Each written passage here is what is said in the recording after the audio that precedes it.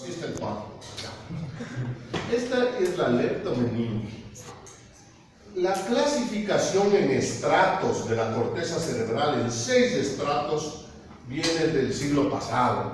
Ya viene de la clasificación del español Santiago Ramón y Cajal, quien fue un neurólogo y patólogo, ya que se le llama el padre de la neurología, y cuyo trabajo en histología le valió el Premio Nobel de Medicina. ¿Qué es lo que hizo Ramón y Cajal? La coloración de hematoxilina y eosina para el siglo, hace 2 siglos, pues eso habla de 1900 y poco, finales del siglo XIX, ¿ya? Ya había hematoxilina y eosina. Lo que no había es la coloración de Cajal. ¿En qué se basó Cajal para realizar una coloración nueva? Ya realizó una impregnación algéntica de los cortes histológicos del cerebro. ¿Cómo se hace el corte histológico? ¿De cuánto tiene el cerebro? Una autopsia, ¿no es cierto?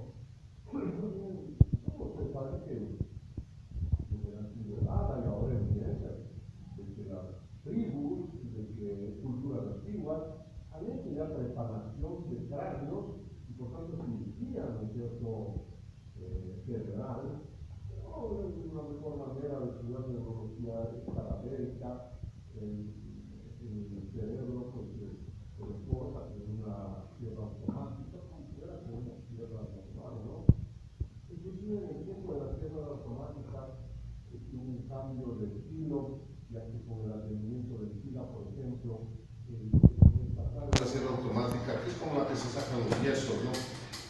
Se levantaba en el ambiente muchas esquirlas óseas pequeñitas que los patólogos, los tecnólogos de autopsias aspiraban, ¿no? Y se podía contagiar el SIDA. No he escuchado de ningún caso de contaminados de SIDA por ese aspecto, por ese medio, pero se diseñó de otra manera las sierras y se tomaron más precauciones en cuanto a la preparación de los huesos para obtener los cerebros. Por lo demás, cuando se saca todo el cerebro, solo hay que cortarle a nivel de los nervios ópticos, ¿no es cierto?, y se saca el cerebro entero. El cerebro es muy gelatinoso, ya cuando está fresco, y para poder procesarlo en patología, requiere un buen tiempo de fijación en formol. ¿Qué quiere decir buen tiempo, no? Porque no se puede hablar así.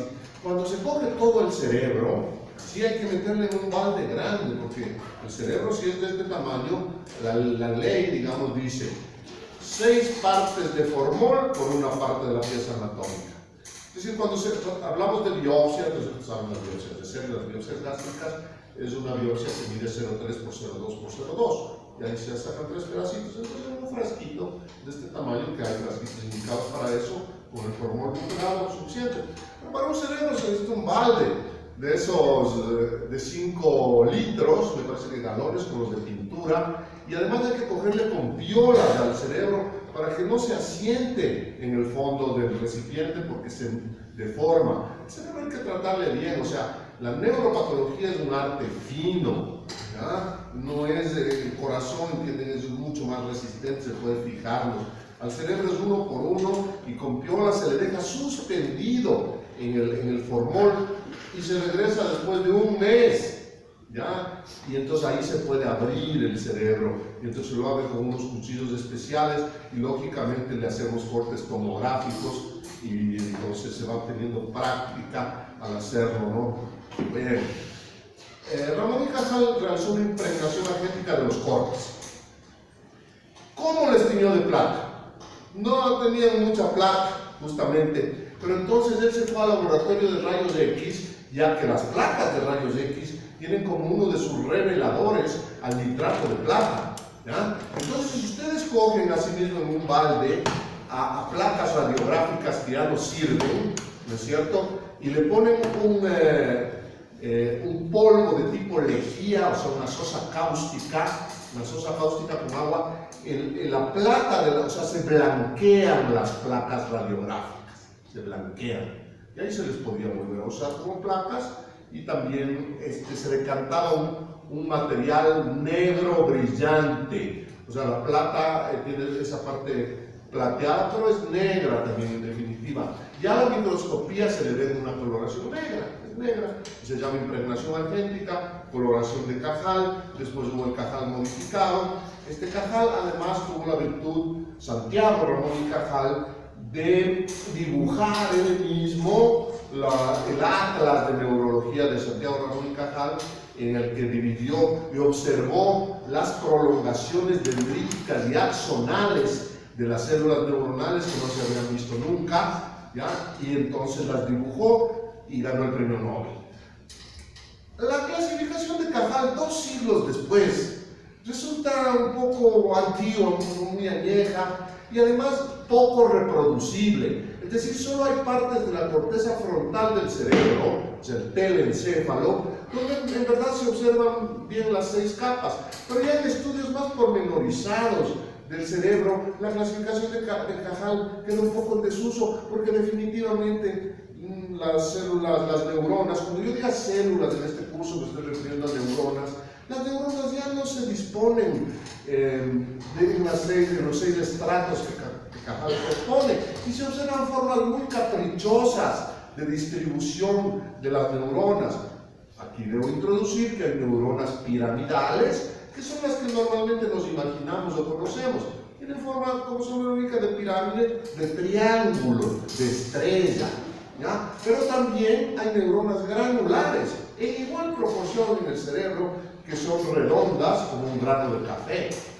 Bueno, un grano de café no es redondo, pero tiene una tintura negra, ¿no? Y a veces tiene la ranurita que tiene el grano de café. Bueno, entonces miren, hematoxilineosina, entonces aquí veo claramente lo que estoy indicando. Estas son neuronas granulares y estas son neuronas piramidales. En pequeño aumento, miren, ya puedo ver eso. ¿Qué más veo? Veo que también hay un tejido que circunda las células. Por concepto, estoy en la sustancia gris, ¿no? Estoy en la sustancia gris. Entonces, por concepto, aquí no hay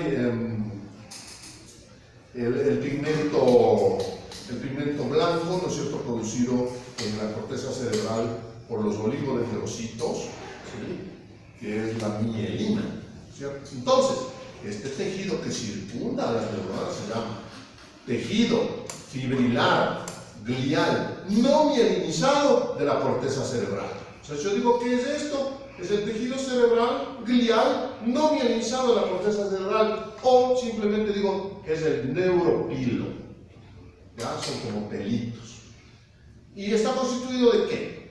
6 capas: molecular, granular externa, piramidal externa, granular interna, miren que aquí no se ve bien la granular interna, piramidal interna y por último la multiforme.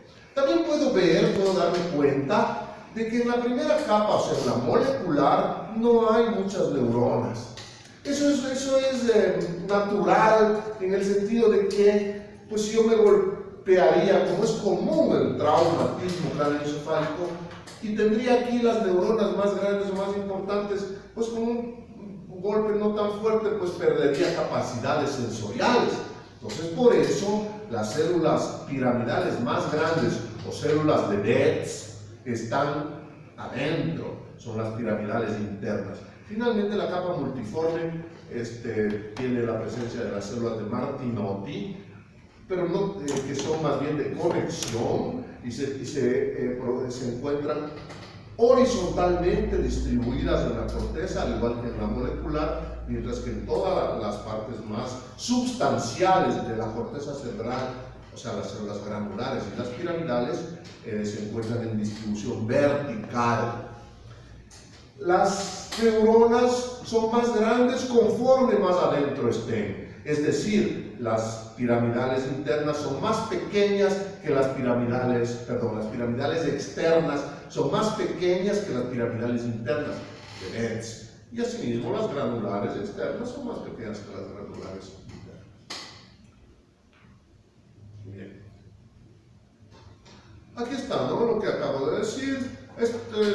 Son dibujos bien clásicos: molecular, granular externa, piramidal externa, granular interna, piramidal interna multiforme. Las dendritas tienden a dirigirse para arriba o a los lados, mientras que los axones se dirigen invariablemente hacia abajo. Otra clasificación, la Beilanger externa, las piramidales externas. Y la Beilanger interna abarca las piramidales internas o de Betz. Bueno, esta clasificacióncita sí requiero que se la manejen muy fácilmente, muy al dedillo. Miren, como dije, la capa molecular y la distribución horizontal de las fibras, las dos piramidales, las dos granulares y finalmente la multiforme con las células de Martinov.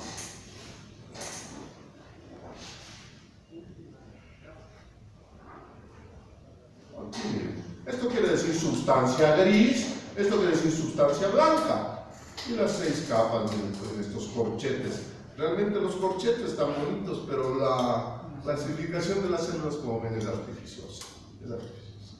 Hematoxilina, eosina. Miren, manuscrito de Ramón y Cajal. Molecular, granular, piramidal, multiforme, perdón, sustancia blanca. Sustancia blanca, por tanto, axones. Los axones penetran a la sustancia blanca y la sustancia blanca, entonces, por concepto, es blanca. ¿Por qué? Porque tiene mielina. ¿Qué es la mielina? La mielina es una molécula que tiene un parentesco con la molécula del colesterol. Entonces es como una grasita que ustedes se han visto pues en los cerebros, grasositos, ¿no? La sustancia blanca tiene un parentesco, la mielina, con el colesterol. Y por concepto, en la sustancia gris no hay mielina. Por tanto, esta es la sustancia fibrilar, porque forma como pelitos, no mielinizada en la corteza cerebral, y aquí está la sustancia blanca. En el sistema nervioso central, la mielina es producida por los oligodendrocitos. Ya vamos a ver qué son los oligodendrocitos. Y aquí tengo otro gráfico, pero sirve para identificar el tamaño de las neuronas piramidales externas comparadas con las internas, y estas son las neuronas de Martinotti. Aquí, en cambio, es un equivalente de los tres: el dibujo de Ramón y Cajal, el de Beilanger, ¿no? Y las 6 capas que me he referido de algunas veces. Bueno, el cerebelo. El cerebelo es fácil. ¿Ya? El cerebelo tiene solo 3 capas. Es el paleoencéfalo, es decir, es el cerebro antiguo, el cerebro más viejo. Es el cerebro de los reptiles. ¿Ya? No tiene, por tanto, núcleos basales, que los núcleos basales son los característicos de los mamíferos. ¿Cuáles son los núcleos basales? El tálamo, el hipotálamo, ¿no es cierto? Y varios núcleos, el rubro, el negro, ¿no es cierto? Pero los principales son el tálamo y el hipotálamo, que esos son los propios de los mamíferos, son los que nos permiten soñar, son los que nos permiten amar, ¿ya? Mientras que los del cerebelo son más instintivos, es decir, los mamíferos amamos a nuestras crías, protegemos. El reptil, cuando nace, simplemente los padres dejan los huevos enterrados y chao. Y si es que nacen los reptilcitos y está por ahí el papá, se los come, ¿ya? Entonces, esa es la diferencia. Mientras que, o sea, la idea es de que hay 3 cerebros instalados uno sobre el otro. O sea, el cerebelo, paleoencéfalo, la parte basal de los núcleos, el tálamo y el hipotálamo, y finalmente el telencéfalo, que es el más desarrollado en nosotros seres humanos, pero que en muchas otras especies es muy desarrollado también. Delfines, por ejemplo, un ejemplo muy claro, ellos tienen más circunvoluciones que nosotros, más, ¿ya? Pero son más delgadas, ¿no? Entonces, esos son los 3 niveles. Ese es el cerebro triuno de Maglin. Ya Maglin fue un neurólogo, ¿no es cierto?, de la época de la psicodelia, ¿ya? Y entonces, durante esa época, en los años 60, 1960, tuvo mucha boga entonces el conocimiento del cerebro triuno de Maglin, y hasta ahora es requisito de parte del sílabus de la enseñanza de la neurología hablar del cerebro triuno de Maglin, al que ya me he referido. Entonces, el paleoencéfalo es fácil: molecular, células de Purkinje, granular, ¿ya? O sea, como en un sándwich o en un corredor entre la molecular y la granular se encuentran las células de Purkinje. son neuronas más grandes que cualquiera de las que están en el cerebro, ¿ya? Se les llama también células de botella, o se les llama también el árbol de la vida, ya que tienen una frondosa proliferación de dendritas que siempre se dirigen hacia la capa molecular y tienen un axón muy grande que puede medir hasta medio metro y que también invariablemente se dirige desde la granular hasta la sustancia blanca. Entonces, molecular, Purkinje, granular, fácil. Bueno. Vamos, banco de imágenes. Rosita, la persona va a dejar. Siga nomás. Gracias. Bien. Eosina, lente panorámico, leptomeninge, molecular, granular externa, piramidal externa, granular interna, piramidal interna, que se nos pierde ya, ¿no? Pero aquí más o menos está bien ordenado. ¿Qué más hay? Sustancia glial, fibrilar, no mielinizada de la corteza cerebral y lógicamente muchos vasos sanguíneos. El cerebro es un órgano muy vascularizado. Pues han toda la cabeza es muy vascularizada. Cuando los que han entrado a emergencias, ustedes van a ver que una de las consultas comunes quirúrgicas de la emergencia es lo que llamamos se rompió la cabeza. La rotura de cabeza que corresponde al cuero cabelludo nomás. El paciente entra literalmente bañado en sangre. Es decir, bañado en sangre. El rostro, ¿no? La cara y con coágulos. Pero ya cuando uno le limpia, no sé, es lo primero que hay que hacer, ¿no? Se observa que hay una boca en el cuero cabelludo que a veces no es muy grande, pero es muy vascularizada.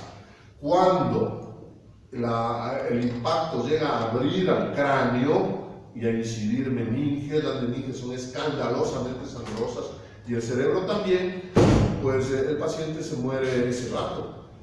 Y cuando hay un orificio para el escape de la sangre, que generalmente es el oído, pues literalmente ustedes ven el baño de sangre en el pavimento o en el piso.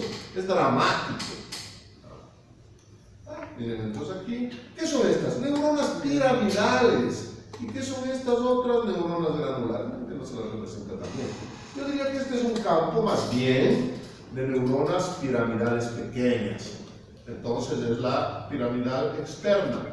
Miren los vasos sanguíneos, miren el neuropilo. Molecular. Es tal cual como es una esponja. Es una esponja. ¿Ya? Entonces nos sirve para que el golpe no incida directamente a nuestras capacidades, pero sí hay esparcidas neuronas. Es el vaso de la leptomeninge.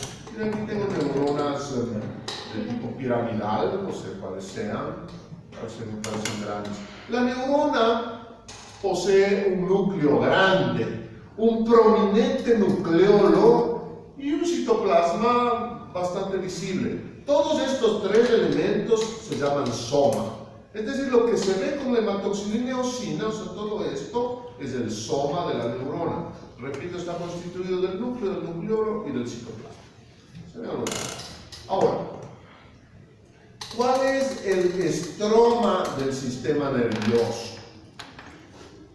Ustedes saben que en todos los órganos que no sean el cerebro, el estroma está representado por tejido conectivo, o sea, es el sostén. El estroma es el sostén. Ya, entonces, y también es la vascularización. Entonces, básicamente en cualquier otro órgano, pues las células del parénquima, el parénquima son las células funcionales. Por ejemplo, acordémonos del hígado. El parénquima son los hepatocitos, ¿ya? Son las células que trabajan y se sostienen por los sinusoides que les irrigan y les dan de comer y por tejido conectivo que tiene una trama muy delicada, el hígado. Y que cuando la trama de tejido conectivo del hígado se hace muy gruesa, produce ¿qué? Cirrosis. O sea, ¿cuál es la enfermedad del hígado más común? Una cirrosis. ¿Por qué se produce? Porque el estroma se engrosa. ¿Por qué se engrosa? Porque está permanente inflamado por el alcohol, ¿no es cierto? El alcohol inflama todos los días, los septos conectivos se van haciendo gruesos, y esos septos de tejido conectivo causan la cirrosis. Este es el manualcito que tienen que estudiar. La próxima clase vamos a hacer el primer parcial, ¿ah? Y viene todo esto. Entonces va esto, ¿no? Bien. Aquí están las células de sostén. Miren, son 4. Los astros del sistema nervioso central, astrocitos, oligodendrocitos, microglia y células ependimarias, de los cuales en la corteza, cumpliendo funciones metabólicas, están básicamente los astrocitos y los oligodendrocitos, ya que la microglia es un estroma que sirve cuando el cerebro se ha lastimado. Cuando hay inflamación o injuria, trauma, lo que sea el cerebro, como cualquier otro tejido, se tiene que cicatrizar, y se cicatriza a través de la microglia o nódulos gliales. Y las células ependimarias, ustedes ya saben, son aquellas que revisten el conducto ependimario, por tanto la médula espinal. El sistema nervioso periférico, las células de Schwann, las células satélites y las células gliales entéricas. Eso ya lo vamos a ir desarrollando en el transcurso del curso. Los astrocitos, señores, esta es la neurona, esta amarilla, ¿verdad? Este es un diagrama clásico que hay en muchos libros de neurología y en muchos artículos y en el internet. ¿Ya? Entonces, neurona. Miren el astrocito. El astrocito es una célula que, como ustedes ven, tiene un parecido morfológico con la neurona, ¿ya? Pero que en vez de ser las dendritas, las que realizan comunicaciones vía eléctrica, la dendrita, el astrocito emite pedicelos o podocitos que tienen que ponerse directamente en contacto con la neurona para poder realizar su intercambio metabólico. Eso no existe en ninguna otra parte del organismo, sino solo en el cerebro, dadas sus altísimas funciones, los astrocitos. Estos son los oligodendrocitos que producen la mielina, ¿ya? Están en el sistema nervioso central, están en la corteza, pero no exponen su producción en la corteza, sino en la sustancia menor. Estas son las células ependimarias, que son otra cosa. Estas producen el líquido cefalorraquídeo, ¿ya? Y finalmente estos son los nódulos gliales que participan cuando hay reparación del cerebro. Es el estroma del sistema nervioso central.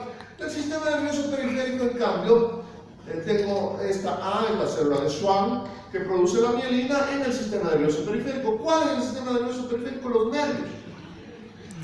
Estas son las células satélite que se encuentran en los ganglios nerviosos periféricos, que ya hemos de placas y finalmente estos son los axones. Ya los axones están envueltos por una vaina de miel.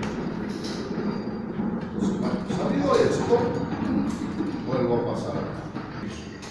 Los vasos sanguíneos en el cerebro poseen siempre un halo claro perivascular. Vean ustedes, este es un corte transversal del vaso sanguíneo, este es un corte diagonal del vaso sanguíneo, si es que es rectito sería longitudinal del vaso sanguíneo, pero todos, en cualquier incidencia que sea, tienen un halo claro. Este halo claro se llama espacio de Virchow-Robin, así escribimos en español, Virchow-Robin.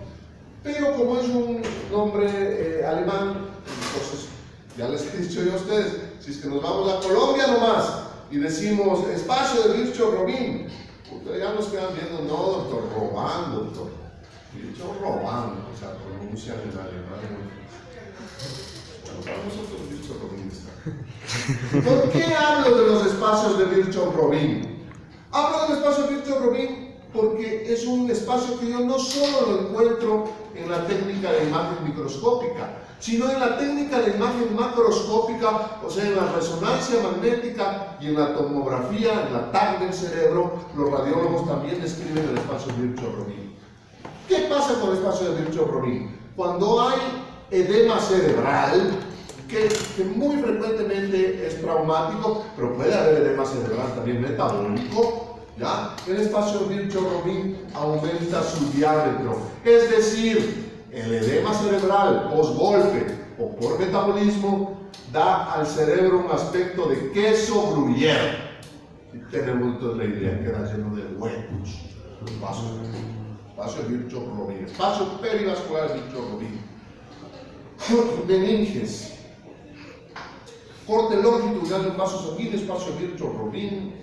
Neuronas grandes, piramidales. Miren, este nucleolo es muy prominente y es rojo. O sea, es un nucleolo eosinófilo. Y este es el núcleo y este es el citoplasma, todo junto se llama soma, es el neuropilo. Y estos son los oligodendrocitos. ¿Ya? Los oligodendrocitos son redondos y generalmente también poseen un espacio claro. Los astrocitos ya son más parecidos a las neuronas y aparecen como fantasmas. Entonces yo puedo decir, este puede ser un astrocito. Es más difícil, definitivamente. Estos son astrocitos. Estas condensaciones de tejido cerebral que están en la corteza son astrocitos y los pequeños son oligodendrocitos, los redondos. Los tumores del cerebro, pues desde luego son muy graves, ¿no? Pues los neurocirujanos o los futuros neurocirujanos, pues a veces nos vamos a decepcionar pues, de los resultados, ya que los pacientes muchas veces no quedan tan bien. Los tumores de los astrocitos se llaman astrocitomas y hay grados del 1 al 5 de acuerdo a su severidad. Y los tumores de los oligodendrocitos se llaman oligodendrogliomas. No es lo mismo que estoy diciendo para el cerebro lo que se aplica a las meninges.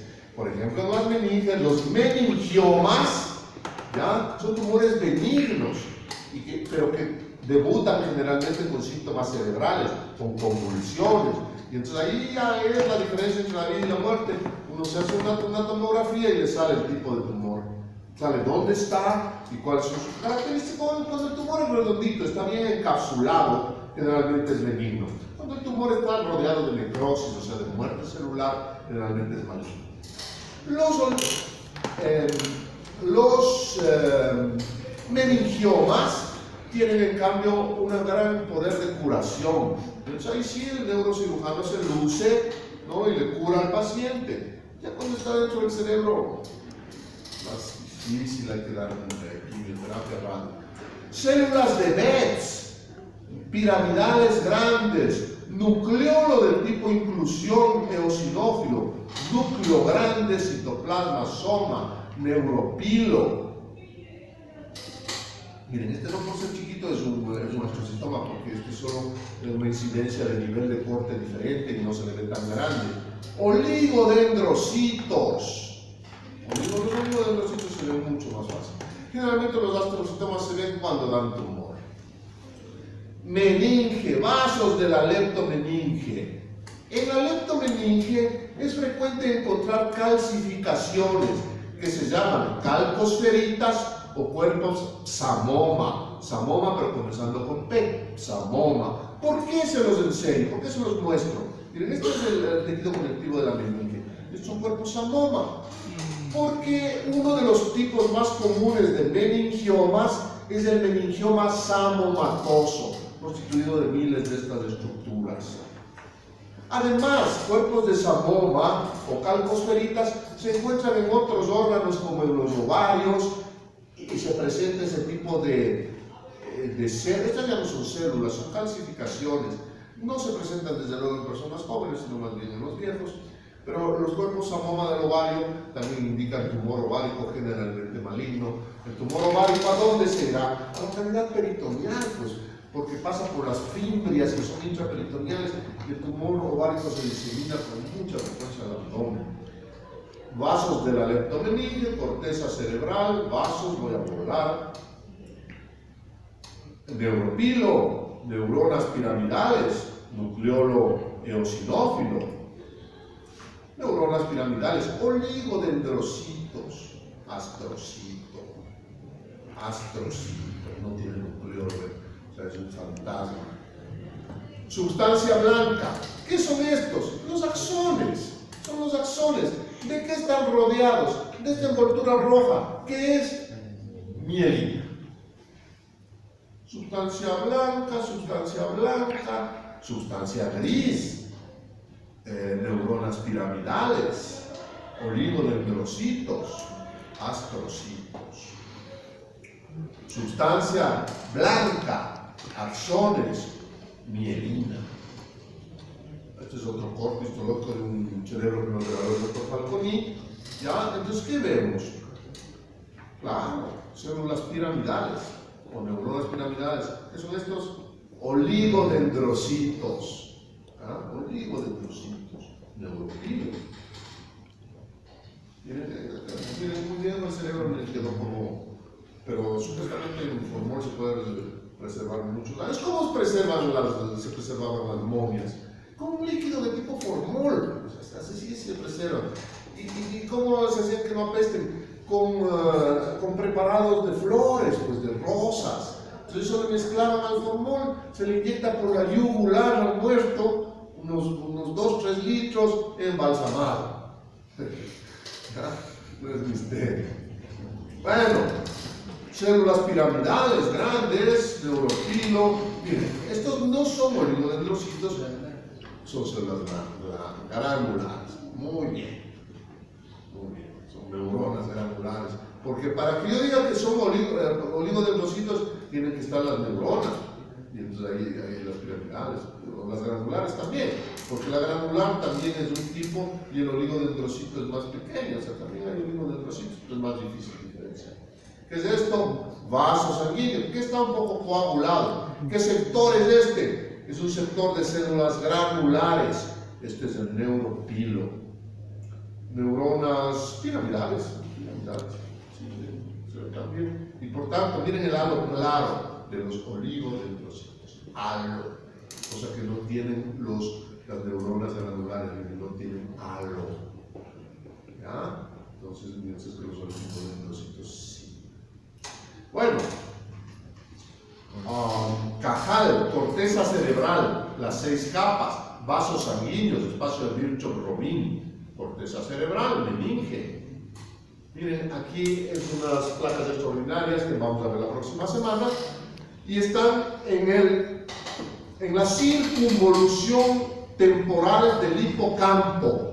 El hipocampo es una zona por demás importante de nuestro cerebro, ¿sí? Y miren cómo se presentan acúmulos de neuronas granulares, vasos, Virchow-Robin, oligodendrocitos, aquí se ve clarísimo, o sea, resalta el neuropilo también, se le ve como pelos con la formación de cajal. Esta es muy importante, es la transición córtico-blanca. Miren cómo se ve la sustancia blanca. Eso tenemos que estar pilas para reconocer esa transición y en pequeño aumento ya decir, esta parte es gris, esta parte es blanca, fundamental. Corteza cerebral, sustancia blanca. Por tanto, transición córtico-blanca. Bueno, aquí tengo gran cantidad de neuronas, yo me atrevería a decir en este momento que son granulares. ¿Alzo el aumento? Sí, son granulares y tienen igual, estos son los núcleos y este es el prominente nucleolo. Esto es neuropilo. Neuronas piramidales, oligodendrocitos. Bueno, aquí tenemos varias tomas de la corteza cerebral, pequeño momento. Transición córtico-blanca, sustancia blanca, neuronas granulares, miren cómo se distribuyen en verdaderos corredores en el hipocampo. Y miren, aquí es un corredor de neuronas granulares y esta no es sustancia blanca, lógicamente que no, miren. Estas son neuronas piramidales y estos son oligodendrocitos. Miren el hipocampo en pequeño momento. Bueno, ¿qué nos permite ver? El hipocampo está en vecindad con el ventrículo lateral. Ya, entonces este es el ventrículo lateral, este es el hipocampo y este por tanto es el plexo coroideo, que nada en el ventrículo, es el que produce ya propiamente el líquido cefalorraquídeo. Miren, este es el hipocampo en pequeño aumento y este es el giro dentado del hipocampo. Por tanto, esta es la cola del caballito del mar, su cabeza estaría por acá. Y el hipocampo tiene 3 tipos de neuronas, la CA1, la CA2 y la CA3, ya con diferentes connotaciones funcionales ya en la cabeza. Miren el hipocampo, miren, fotos realmente hermosas miren, aquí qué capas, ni qué nada. Aquí lo que debemos distinguir es decir, neuronas Aquí hay una mezcla de neuronas piramidales y granulares. Esta es granular, pero todas tienen este núcleo prominente de la neurona. Bueno, este es el giro del hipocampo. Neuronas granulares, miren el prominente nucleolo, el núcleo, neuronas granulares. Granulares, muy lindo, me gusta. Ya. Ventrículo lateral, plexo coroideo, ya, y le pongo aumento. Aquí en cambio es una zona gris, obvio. Neuronas piramidales desde lejos, esto es necesario que ustedes conozcan. Ya, mientras que aquí parece que hay una parte sin neuronas, que sería blanca. No veo las neuronas aquí. Y ahí acá que nos mandan sacando, ya me he pasado 3 minutos. Entonces, el cerebro, las neuronas, los oligodendrocitos, neuronas granulares, oligodendrocitos, granulares, oligodendrocitos, neuropilo, nucleolo, núcleo, granulares, oligodendrocitos, aro claro, neuronas piramidales. Miren qué hermoso, este es el giro dentado del hipocampo. Aquí las neuronas son piramidales, aquí son granulares, son los oligodendrocitos, neuropilos, piramidales, granulares.